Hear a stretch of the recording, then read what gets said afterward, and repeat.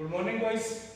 या अगोदरच्या लेक्चरमध्ये आपण काही डेरिव्हेटिव्हचे आणि इंटिग्रेशनचे फॉर्म्युले बघितले, काही रूल्स बघितले डेरिव्हेटिव्ह इंटिग्रेशनचे. आता आपण बघणार काही फॉर्म्युले असे आहेत का ते डेरिव्हेटिव्हचे ऑपोजिट नाही.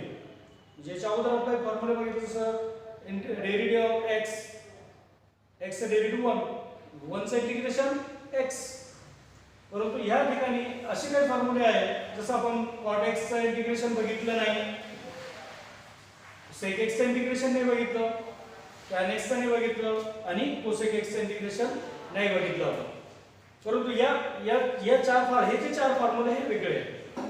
आता हे चार फॉर्म्युले कसे आहेत? इंटिग्रेशन ऑफ cot x चं इंटिग्रेशन काय आहे? तर log of sin x. काय आहे?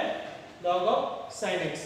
तशाच प्रकारे इंटिग्रेशन ऑफ sec x चं integration log of sec x plus tan x. म्हणजे हे जे फॉर्म्युले हे फॉर्म्युले तुम्हाला लक्षात ठेवावे लागणार आहे. प्रॉब्लेम सॉल्व करत असताना आपल्याला जर cot x आलं तर cot x चं इंटिग्रेशन काय घ्यायचं? तर cot x चं इंटिग्रेशन काय घ्यावं लागेल? log of sin x. तशाच प्रकारे sec x चं integration log of sec x plus tan x plus c. तशाच प्रकारे इंटिग्रेशन ऑफ tan x चं integration log of sec x plus c. आता हे log of mod of sin x याला वाचणार कसं? log of mod of sin x. याला कसं वाचणार? log of mod of sec x plus tan x किंवा log of म्हटलं तरी चालेल, log of sec x plus tan x. tan x चं इंटिग्रेशन काय बघितलं? log of sec x किंवा log of mod of sec x plus c. तशाच प्रकारे इंटिग्रेशन ऑफ cosec x चं इंटिग्रेशन काय? log of mod of cosec x minus cot x. आता sec x आणि cosec x यामध्ये म्हणजे कंपॅरिझन करून आपण ते लक्षात ठेवू शकतो. अशा प्रकारे हे फॉर्म्युले तुम्ही नोट करून घ्या. आपण पुढे पाहू, आता काही प्रॉब्लेम पाहू आणि काय जे फॉर्म्युले पाहिलेले आहेत त्याच्यावर रिवाइज करून रूल्स आणि फॉर्म्युले आपण बघू. आपण या अगोदर काही फॉर्म्युले बघितलेले आहेत, काही रूल्स बघितले. टोटल रूल्स आणि फॉर्म्युले हे तुम्हाला रीड करायचे आहे आणि ते रीड केल्यानंतर मी असं समजून घेतो की तुम्ही ते रीड केले आहे, बरोबर. तुम्हाला सर्व नोटबुक मध्ये नोट करून ते रीड करायचे आहे, पाठ करायचे आहे, पाठांतर करायचे आहे. काही रूल्स आपण बघितले होते. पहिला रूल बघितला होता इंटिग्रेशनचं, integration of f of x plus minus g of x into dx equal to integration of f of x plus minus integration of g of x. म्हणजे दोन फंक्शन जर ऍडिशन सबट्रॅक्शन मध्ये असेल तर त्याचं सेपरेट इंटिग्रेशन आपण काढतो. नंतरचा रूल बघितला होता integration of k into f of x means k is constant. तो कॉन्स्टंट बाहेर घेतला आपण आणि f of x चं इंटिग्रेशन मध्ये घेतले f of x. तशाच प्रकारे थर्ड रूल पाहिलं होतं integration of f of ax plus b into dx. तर याचे इंटिग्रेशन f of चं इंटिग्रेशन g of आणि ax plus b as it is तो फंक्शन येतोच आणि जो a मल्टिप्लाय मध्ये होता x ला त्याला आपण पुढे घेतलं होतं डिवाइड मध्ये आणि प्लस चे इंटिग्रेशन कॉन्स्टंट. नंतर आता हे जे रूल्स बघितले, फॉर्म्युले बघितले, त्याच्यावरचे काही एक्झाम्पल आपण बघणार आहे. तर first example integration of e power of x plus cos of x into dx. First example काय सांगतं? Integration of e power of x plus cos of x. जसं फर्स्ट रूल पाहिला होता आपण दोन फंक्शन ऍडिशन मध्ये किंवा सबट्रॅक्शन.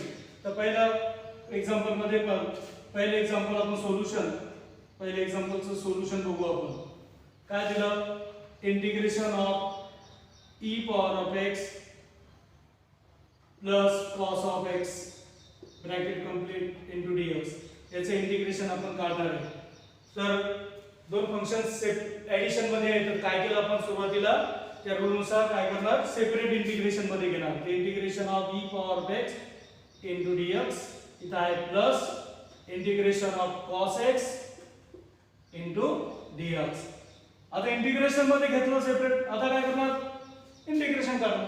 कसं करणार integration? Integration of e power of x formula बघितलेला आहे. काय integration of e power of x? e power of x चं integration e power of x plus integration of cos x. cos x चं integration काय बघितलं? sin x. काय बघितलं? sin x. आणि इंटिग्रेशन काढल्यानंतर काय घ्यावं लागतं आपल्याला? कॉन्स्टंट. इंटिग्रेशन ऑफ म्हणजे इंटिग्रेशन कॉन्स्टंट c आपण ऍड मध्ये घेणार प्लस मध्ये. तशा प्रकारे हा एक्झाम्पल आपण पहिल्या नंबरचा एक्झाम्पल सॉल्व केला. तशाच प्रकारे आपण सेकंड एक्झाम्पल बघू. आता सेकंड एक्झाम्पल काय सांगतो? Integration of 7 into a power of x into dx कोणत्या रूल नुसार दिसतं? रूल नंबर सेकंड नुसार काय दिसतं? k into f of x. इथं काय 7 into a power of x. 7 into a power of x integration कसं करणार? या रूल नुसार k बाहेर घेतलं तर इथं काय करणार? 7 बाहेर येणार आणि इंटिग्रेशन कशाचं करणार? a power of x into dx. a power of x चं इंटिग्रेशन काय निघणार? माहिती आहे आपल्याला a power of x integration of a power of x upon log a. 7 is constant and a power of x integration a power of x upon log a plus c integration काढणं झालं plus c घेऊन टाकायचं. अशा प्रकारे आपण दुसऱ्या नंबरचं example solve केलं. तशा प्रकारे आपण तिसऱ्या नंबरचं इंटिग्रेशन ऑफ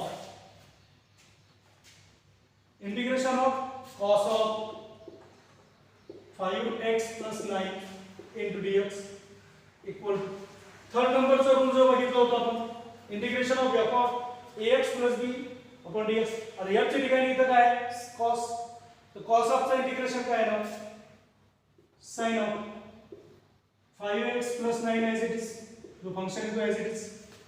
परंतु इथं a मल्टिप्लाय मध्ये होता x ला तर डिवाइड मध्ये घेतला, इथं x ला मल्टिप्लाय मध्ये काय आहे 5 आहे, तो 5 पुढे येणार डिवाइड मध्ये आणि नंतर इंटिग्रेशन कॉन्स्टंट c.